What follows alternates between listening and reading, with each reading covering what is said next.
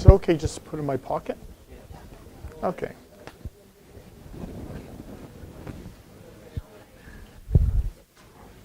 I'm just going to.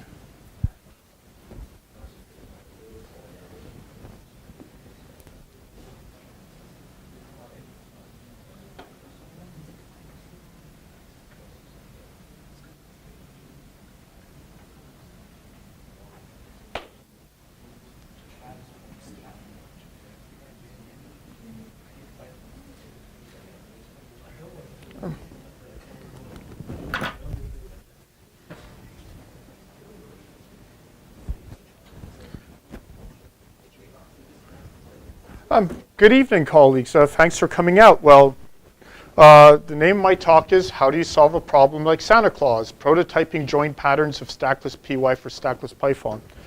Well, I guess you can more or less figure out what the talk is about. It's sort of evident from the title. However, I thought, but what's the theme of this talk? And I was at a bit of a quandary. Like, there's so many things going on in this talk. So I just threw out a few of the ideas. They all revolve around the idea of prototyping, experimenting, discovering things by accident. So, what is the Santa Claus problem? I'll give you a minute to read it before I move on.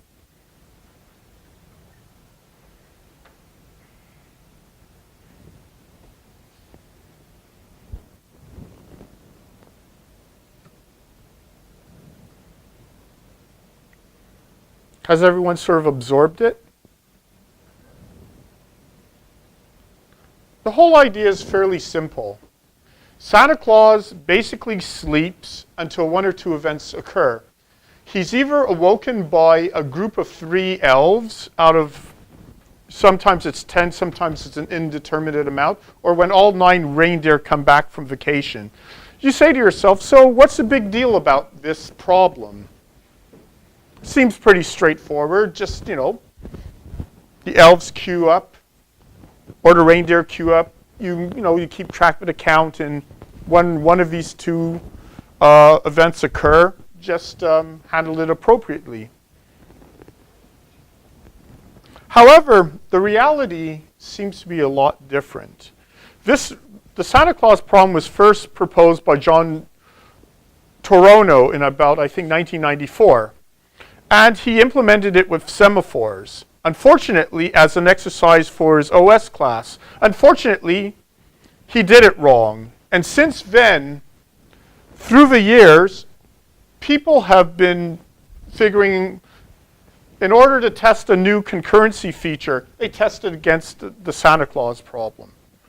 Yes, Torono basically did it with semaphores. That example you saw before was by William Stalling, and he used semaphores and mutexes. In 1997, I think it's Ben Ari, uses Ada's 95 protected objects and rendezvous. I have a similar solution for Stackless Python on the Stackless Python, in the Stackless repository. In 2003, Microsoft created this language called Polyphonic C, and they do the Santa Claus problem using join patterns. Later on, Simon Peyton Jones does an implementation in Haskell, and he uses software transactional memory. As a note, this is going to become very important to Python programmers. However, as you can guess,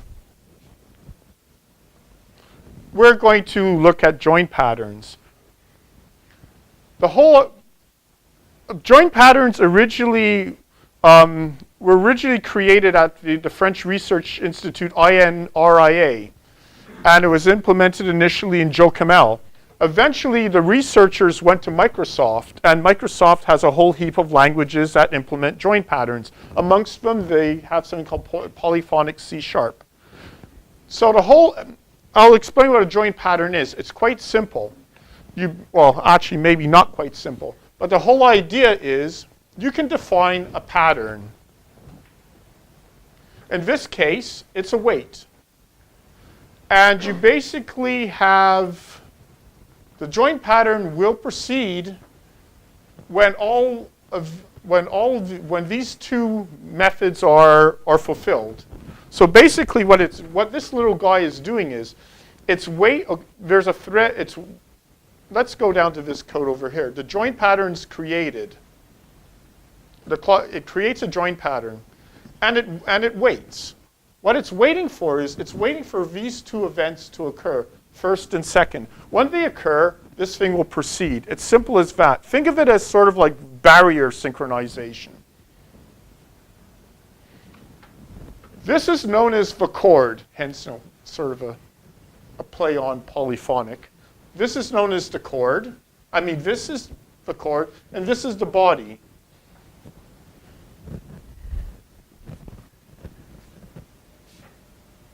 And these are the chord rules.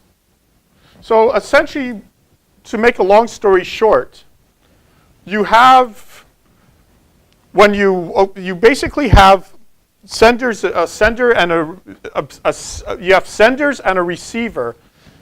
If the receiver will and you have two modes. It's either asynchronous or synchronous. Let's deal with the case where the receiver is synchronous, which was the case in this example. Basically what you do is you block until what they say, if there's no match, invocations are queued up. If there's several matches, because you can define more than one chord, you pick one by random. If it's synchronous, if the receiver is synchronous, which was the previous case, you execute this chord body in its thread. If it's totally asynchronous, the body runs in a new thread. So now we can move to Stackless Python. Are people sort of clear on what's happening here? Let's move on. Now, let's move on to Stackless Python. Don't worry if you don't know what Stackless Python is. I'll give you a brief explanation and some background. Basically, Stackless Python is a superset of C Python. It was inspired by the Bell Labs Limbo language. It's got sort of a reputation for user space threads too cheap to meter, and also it has a cooperative and preemptive multitasking. But to me, the most important thing about Stackless Python, which inherited from these Bell Lab family of languages, is it uses synchronous channels based on rendezvous. And we'll get into that in a moment. But before that, it sort of helps if you take a look at a simple Stackless Python program. All this basically does is it creates two tasklets, a producer and a consumer. They share a channel. This basically it starts the producer, starts the consumer, and away we go. However, in order to understand the rest of the talk, we're going to dive a little bit deeper into what's happening. Under the hood, what's happening is this. The producer is put on the scheduler queue. The producer does a send, and what it does is it looks into the channel. The channel consists of two queues, a send queue and a receive queue. And at the heart of rendezvous is you want a match. So this is a send. So it looks at the receive queue. It sees nothing. So what happens is the producer's taken off the scheduler, and it's put on the send queue of the channel, and you move on. Later on, the consumer comes. It takes a look. Because it's a receive, it's trying to match, so it looks at the send queue. Oh, it sees, there's a producer there. So what it does is it transfers the data, takes the producer off the send queue, and puts him back on the scheduler. And that's the heart of rendezvous. And under the hood, this is basically the algorithm that implements it. It's lifted from Plan 9, if anyone knows what Plan 9 is. So it's basically what you're doing is, and the other thing is this, what you find out is This algorithm can in the channel the channel only was waiting for one tasklet on the other end, but you can generalize that. Matter of fact, channel operations like send and receive are really a generalization of the select algorithm. You can wait for a whole heap of channels to become ready and you choose one. So this is the algorithm for it. You basically check the channels to see if someone's ready. If there's more than one, you randomly pick one. Else, what you do is if you're a receive, you put yourself on the receive queue. If you're a send, you put yourself on a send queue. So and you just remove yourself from the scheduler. And sometime in the future, there's going to be a match. There's only going to be one guy that matches, and you return that channel. That's actual code. Now, you're saying to yourself, well, why am I talking about select? Why do we care? Well, there's a whole heap of answers. The first one is Stackless Python did not implement select. That was basically the first proof of concept I used with modifying Stackless PY to create new features. Also, as I sort of hinted before, select is used to implement most of the channel operations. Actually, this is sort of redundant. But we're basically going to try to extend the select algorithm to implement join patterns. Okay, what I told you before, the algorithm I described to you before was basically the algorithm used by languages like Limbo, Go, Newsqueak. Stackless Python itself doesn't quite work like that because it doesn't have a select statement. So its creator, Christian, he has a very interesting sleight of hand, which I thought I would mention. He does a very clever trick to get away from having double queues. But the thing is, I use them for implementing join patterns, and I thought I would mention it. So anyway, at this stage, I haven't really talked about Stackless PY. What Stackless PY is, it's a PyPy module that implements the Stackless API. The wonderful thing about it is it's written in Python. So consequently, it's very easy to hack, well, within reason to hack a new concurrency feature. And as I said before, the first feature that I hacked was select. The other interesting thing is this. Basically, it writes, the actual low-level concurrency is provided either by greenlets. The nice thing is you don't need the entire PyPy package to play with Stackless. You could get a good, you can play with it without installing either Stackless Python or PyPy. And there's a new feature called continuelets, which is a part of PyPy. The nice thing is this, continuelets were designed to work with the JIT. And that has a lot of implications. So anyway, I said to myself, okay, I'm going to try to implement join patterns. So what I basically do is I take a subset of join patterns. The one with a synchronous receiver, and the thing about join patterns is they're intrinsically, they support both asynchronous and synchronous methods. And I said, okay, I'm going to try to wing this without asynchrony. And there's little tricks I can pull to get it. So I leave it out. It's a prototype. I just want to create the minimum amount necessary to prove a concept.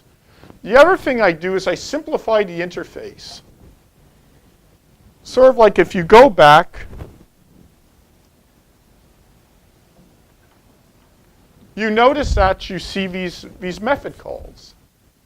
Like that's really the same as a channel receive.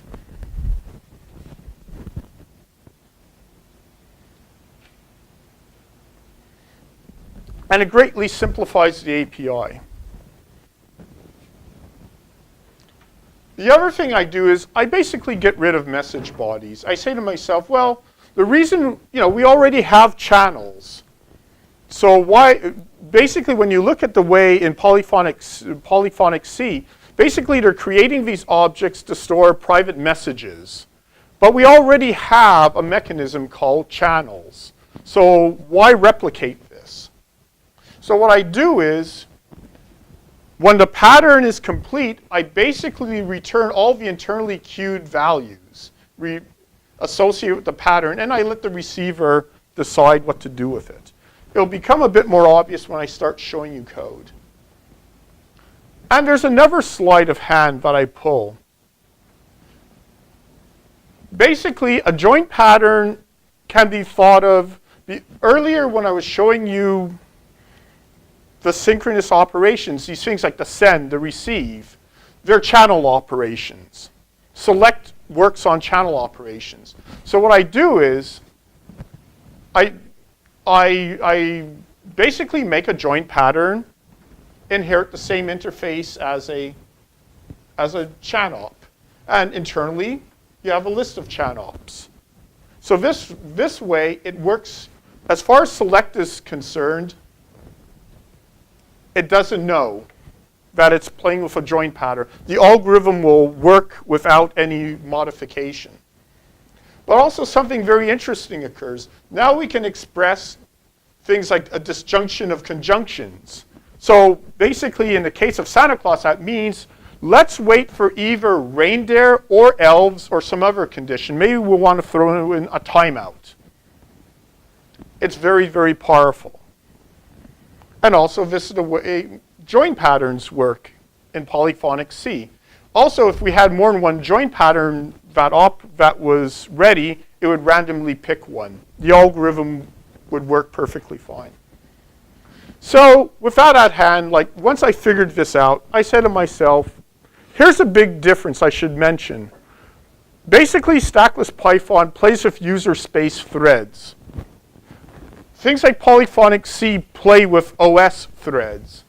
And when I'm going through the papers, I'm basically saying to myself, gee whiz, there's all this stuff about states, lock-free bags, and whatnot.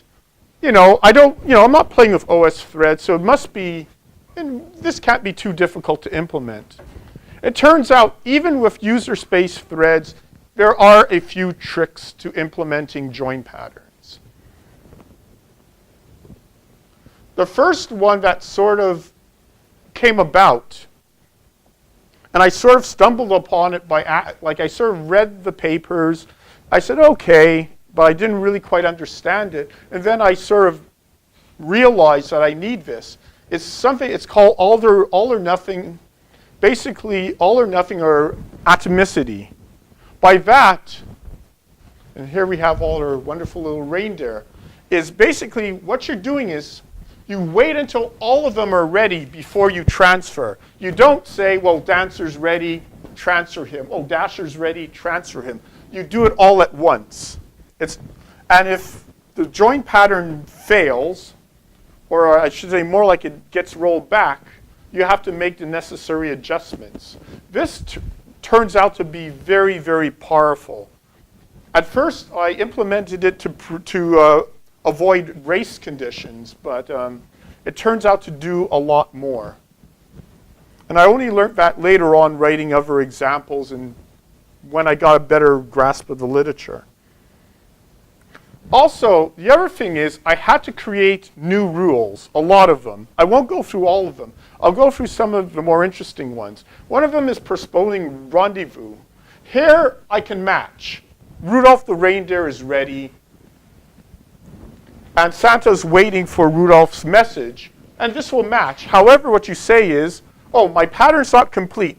I'm just going to keep you queued.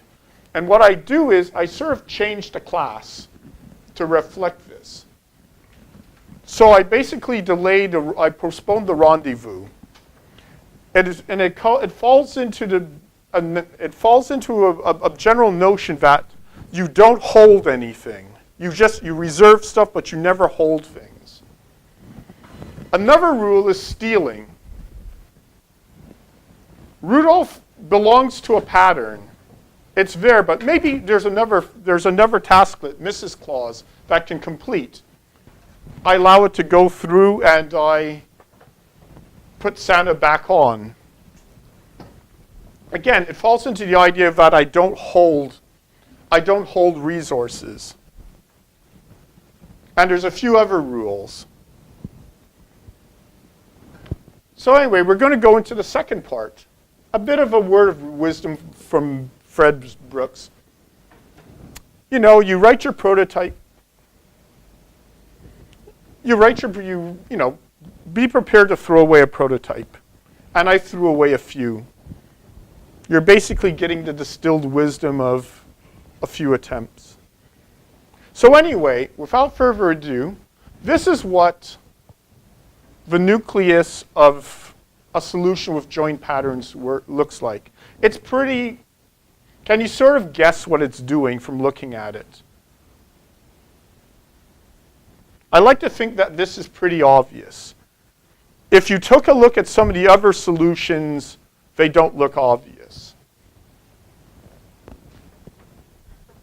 This little piece is particularly interesting.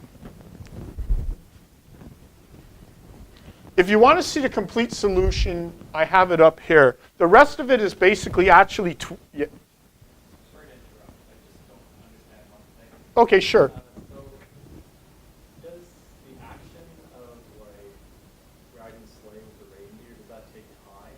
Or does that so you have to, does that take a certain amount of time that you can't... Okay. Okay, something interesting. Can I erase this?